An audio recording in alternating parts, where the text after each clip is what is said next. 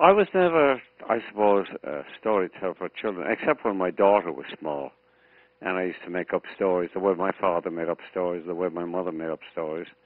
Except for maybe now, Andrew and the Baby Jesus, which was a story, not my story, but my mother's story.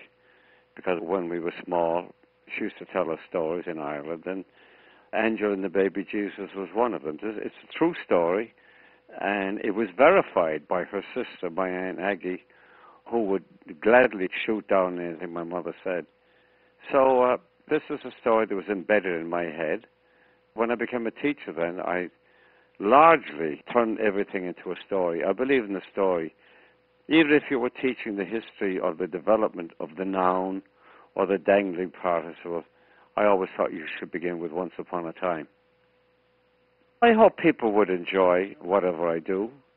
As far as Angela and the Baby Jesus is concerned, maybe they could understand that very early in her life, my mother had this powerful maternal impulse, so powerful that she wanted to take the Baby Jesus out of the nativity scene and home to warm him up. That's the gist of the story, that she felt sorry for him, that he might be cold. And I don't know, she was a compassionate woman. Kindness was her umbrella virtue. And I believe in kindness as a major virtue.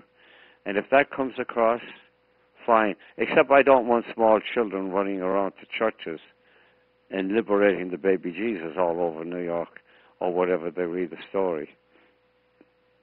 I'd like to write more children's books. I had a lot of experience, not writing them, but inspiring them, I hope. When I was teaching at Stuyvesant High School, I used to have my junior classes write children's books, write them, illustrate them, bind them.